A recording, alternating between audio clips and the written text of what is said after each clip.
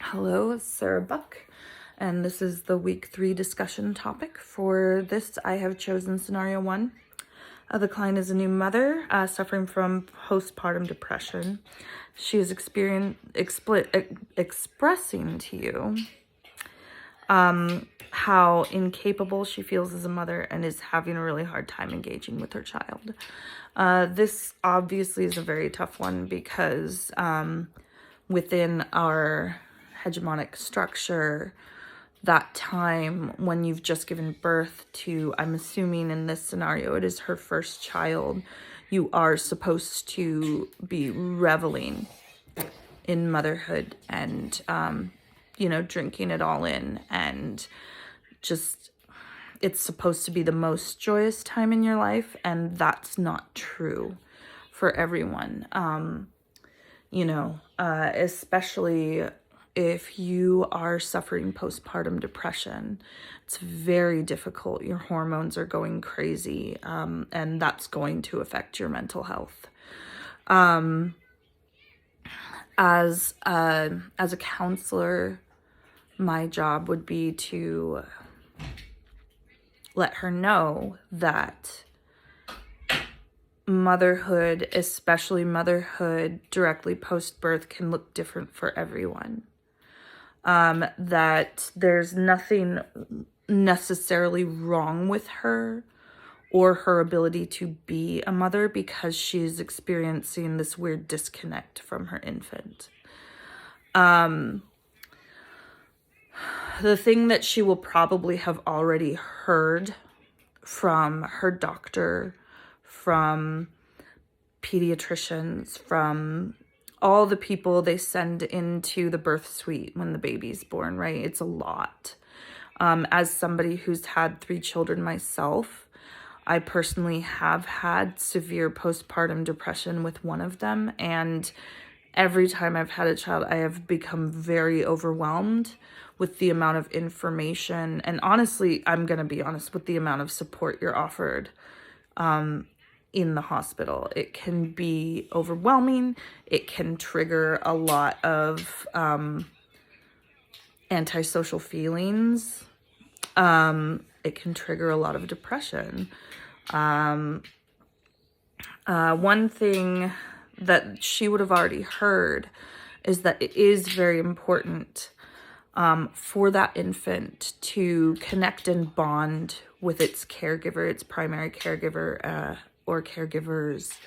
It's very important for that baby to bond with its mother. It's important to have contact. It's important to be, if you choose to breastfeed or formula feed, it's important to have that bonding moment with them. It's a very important time. Because that's how that infant is going to, believe it or not, that's going to, those very first days are going to inform that child's attachment style for the rest of their lives. Because as somebody who was also adopted myself, I can say that that little piece of me, however insignificant it feels to me, has formed my attachment style for the rest of my life. So that bond is important. And so where to go from there as a counselor, I think would be very important for her to know that her mental health is going to inform the way she can interact with the baby. This postpartum depression is a lack of her caring for herself. Not entirely, but that's a piece of it, right? So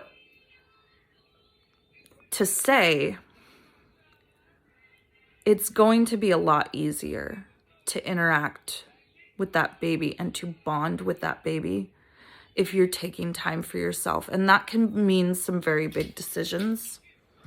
It can mean deciding, you know, making a decision about breastfeeding or not breastfeeding, because that can be a huge strain on somebody's mental health. Maybe that person has trauma that that breastfeeding might not be the right option for them if it's in coming between the bond with them and their child.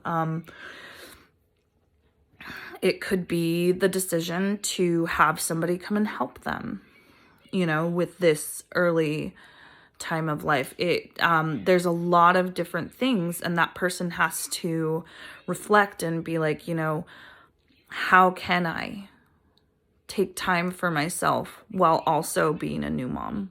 How can I I know what these expectations are, and it's a lot. And I know what I want to be as a mother.